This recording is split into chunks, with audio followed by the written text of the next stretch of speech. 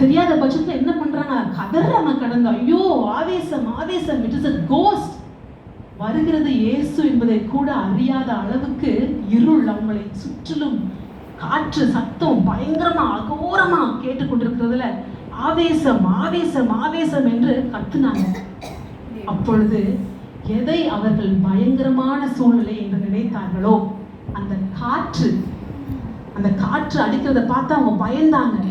எந்த காற்று அவங்களை அச்சுறுத்தி கொண்டிருந்ததோ அந்த காற்று தேவன் பேசின அந்த வார்த்தைகளை அவரிடத்திற்கு நேராக கொண்டு வந்தது. இல்ல, எனக்கு உங்களை பார்க்க முடியலப்பா, எனக்கு தெரியல நீங்க எங்க இருக்கிறீங்கன்னு, நீங்க இங்கதான் இருக்கீங்களா எனக்கு டவுட்டா இருக்கு, ஆவேசம் ஆவேசம் அப்படின்னு நீங்க பயந்தாலும், உங்களை எந்த சிச்சுவேஷன் அச்சுறுத்துதோ அதே சூழ்நிலை, அந்த காற்று தான் அவங்களை பயங்காட்டி கொண்டிருந்தது, அகோரமா சத்தம் போட்டு கொண்டிருந்தது. ஆனா அந்த காற்றின் வழியாக தேவன் இயேசு பேசின வார்த்தைகள் அவர்களை நேராக கடந்து வந்து என்ன பண்ணுச்சு, தேற்றினது.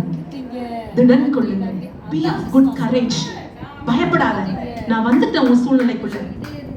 Your situations help you to listen to God's voice clearly. Amen. Amen. It helps you.